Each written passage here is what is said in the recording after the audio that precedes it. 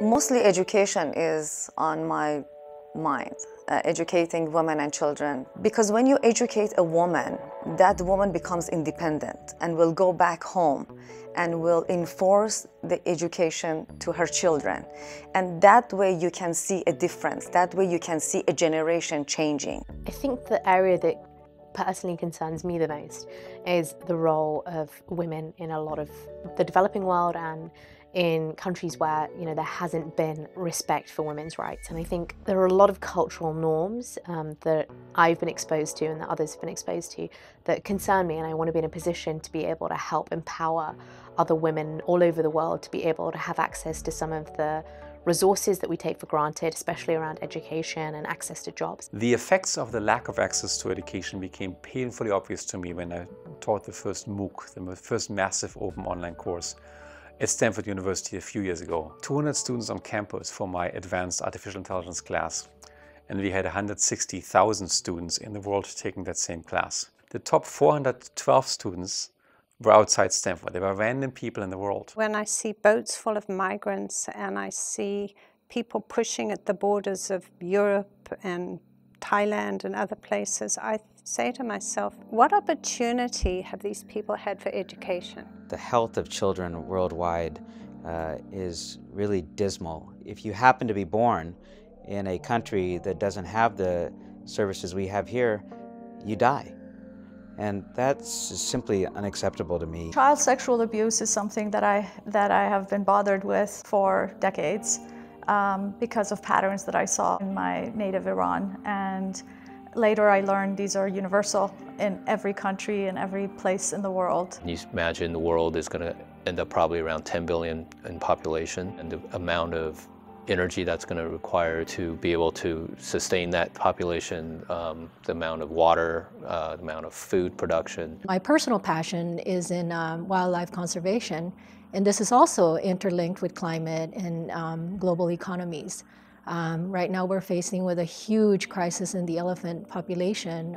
Something like 100,000 elephants have been killed in the last 3 years. And I don't want my children to live in a world where there are no magnificent elephants. A cause that I feel keeps me up at night is water. The shortage of water, good clean water, and the access, at a macro level. And I think that's something, water in general, I feel there's a lot that needs to be done. The enrollment of women in schools of engineering in the United States peaked at 24% in 2004.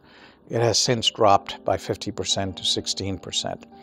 The number of Hispanics and the number of African Americans in schools of engineering has remained static at 4%. One of the things that I've become very interested recently is the use of what we call digital pedagogy, the use of blogs and social media and actual outreach to the public, so that the students feel that the work that they do in the classroom is not just their own work, and they don't just do it for the teacher or for themselves, but they actually try to contribute to a democratic conversation.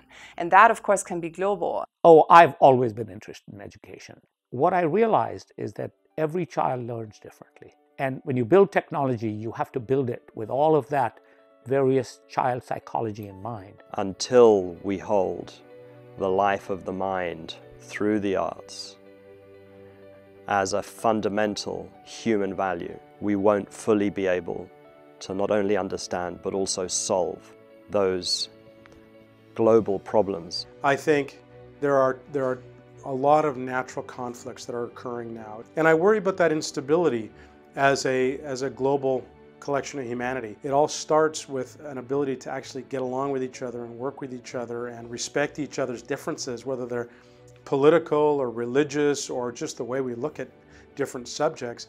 And I worry we don't have a natural framework or a baseline to be able to do that. There are a group of people trying to destroy what we built after centuries. And I believe that one of the big things that can save the world is the music. What ISIS did in the Middle East in terms of destruction of a cultural heritage really, really sickens me. It breaks my heart, it infuriates me. And because they are wiping away the tangible legacies of humankind, the way to fight such fundamentalistic extremists is that through actually education, through more learning, through distribution of knowledge. I think this is one of the very important ways, in addition to the other means that the nations have in their possessions to fight. I mean, we have more conflicts right now than we've had in a long time. How to deal with that in its dialogue. The World Affairs Council is one of these examples where we bring people from all over the world and discuss controversial topics and let people explain their view of what's happening in their country. It's the issue of educating ourselves about what's going on.